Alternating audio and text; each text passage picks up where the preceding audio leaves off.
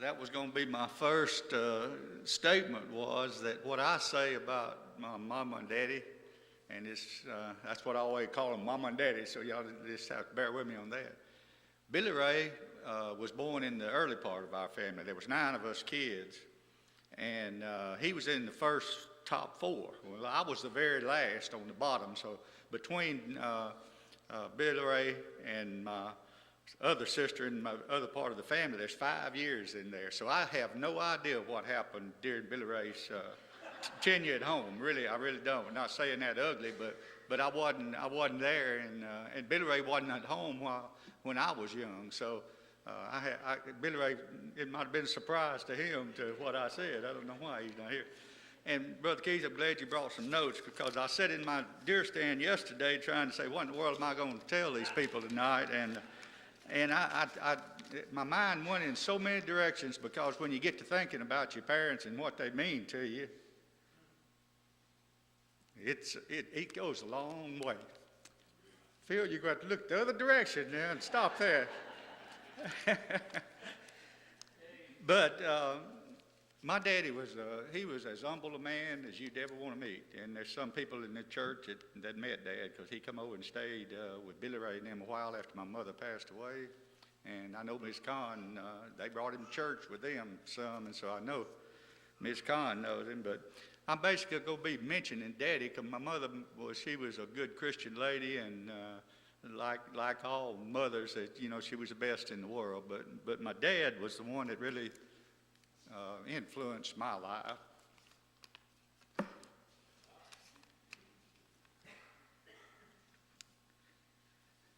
He was a preacher. I don't know where everybody knows that or not, but my dad was a preacher, and he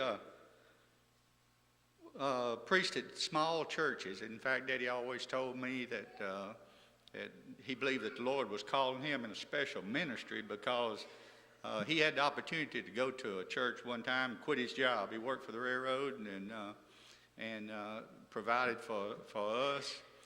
But he said the Lord called him in a special ministry, because there were so many little small churches out in areas that didn't have pastors, and he believed that they needed to hear the word as much as these larger churches.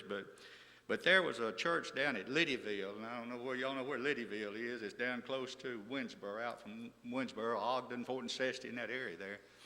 They had a Sunday school membership of like 120, which was a pretty large church at the time. And they wanted Daddy to quit his job so bad and to be their pastor, but Daddy said no. Said I'm not gonna do it because of these small churches. And I'm telling you, we went from all over this world at small churches with Daddy preaching. When I got old enough to drive, and really a little before I got old enough to drive, I was his chauffeur. And so I went to lots of these little small churches that we went to. But I remember one down at Old Union Church down out of Columbia down there, that there was a guy there that went to church there that owned a cane mill, and he had he made syrup. And so when Daddy would preach on Sundays, well, that's the way Daddy got paid at that little church down there. It might have been syrup or vegetables or hog or anything, that we could use. But he wasn't preaching for the pay, take my word for it, because I've seen him too many times when they'd pass offering by, and then that's the way they would pay the preacher. They'd go up and get the money out of that offering plate and give it to Daddy. And I've seen Daddy many times just take that money and just give it right back to him, because he felt sorry for the churches, these little churches that he went to. But being raised in a Christian home with your dad's a preacher, I don't think it's any different than what Eileen, Brother Keith had to say, because Christian home is a Christian home. Mine was just different because my dad was a preacher.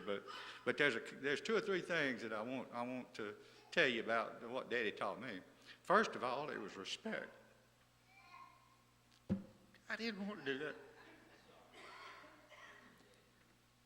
We didn't know what yes and no was. It had to be yes, sir, no, sir, yes, ma'am, or no, ma'am. I mean, that was just, and don't, dad better not come up and say something to Daddy and not come up and jerk on his pants leg and, want to butt in on that conversation. My dad didn't have much of a temper, but he would get me straightened out on that. But he just wanted us to respect our elders, and that meant so much to me. An example of that was when I went to work at the mill. My boss man at the mill, Red Stewart, I know probably a lot of people know it. Well, I always called him Mr. Stewart, and I played golf with him a lot, you know, and he and I were good friends, and he wasn't that much older than I was, I guess, but he'd say, Delwyn said, don't call me Mr. Stewart. He said, call me Red. I said, okay, Mr. Red. I could not call him, you know, by his first name because Daddy had taught me to respect my elders in a way by saying yes, ma'am, or no, ma'am, or whatever. And I know that's not anything different from what your parents taught y'all. But there was another thing Daddy taught me was pride in your family name. We didn't have anything. We were poor. Daddy had a good job, and he provided for us, but we didn't have anything. So being proud of the Peters name, I mean, it wasn't like, you know, they owned the bank or anything like that, but Daddy would get upset if us kids did anything that would bring reproach against his name, because he was proud and he wanted people to know that he was a Christian and that he raised his children right and that he didn't want anything to come against his name. And that always stuck in my mind and when I was coming up, because, you know, you don't want to do anything that would hinder your family's name. But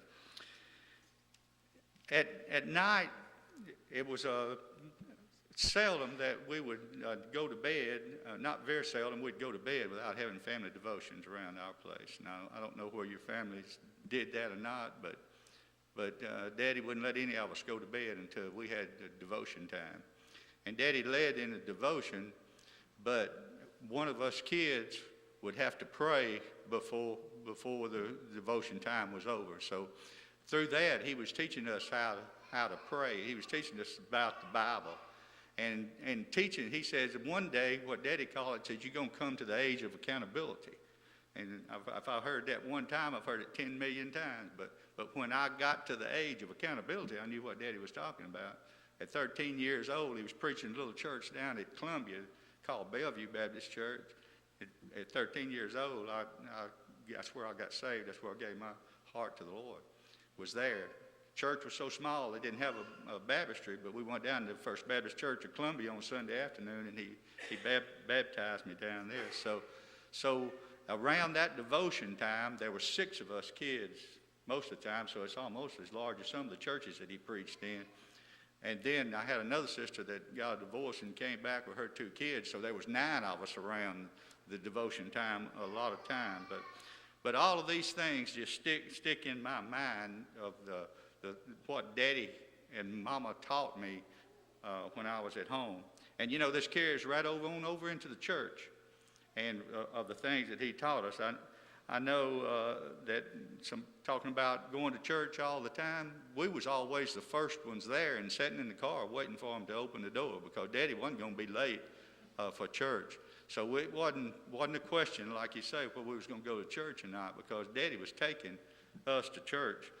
And that going back to that respect, he wanted us kids to respect the church, because I remember like it was yesterday that he was preaching at Dean Church up between Marion and the Alabama Landing up there, and Daddy called me down in church because I was sitting back in the back where normally I had to sit by my parents, but this time I was sitting back there with some kids and was talking. And so Daddy called me down during the church. He stopped and told me to hush. Well, then, after church, Daddy told me, he said, I'm going to give you a whipping when I get you home.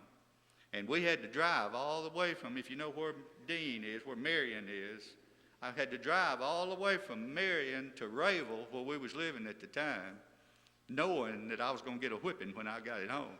But I knew from that point on, I knew to respect the church in the way that I don't sit there and talk, that I behave myself. So this is some of the things that I taught my kids this too, and I've whipped my kids for talking in church. But what Daddy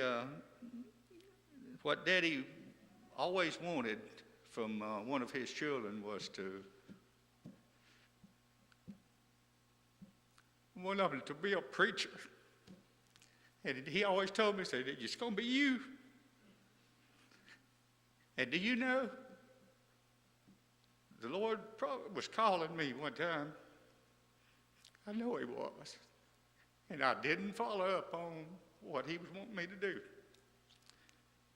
After that, I went through a time of struggling in my Christian life. And I just got away from, I got playing golf and doing things that I shouldn't have done. But I'll guarantee you, Daddy was right. The Lord would have let me preach if I'd have just given in.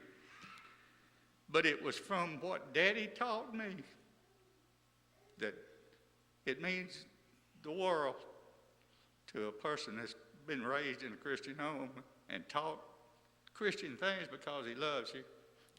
And this is not just exactly the way it went in Deer Stand yesterday, but y'all just have to take it from there. Thank you.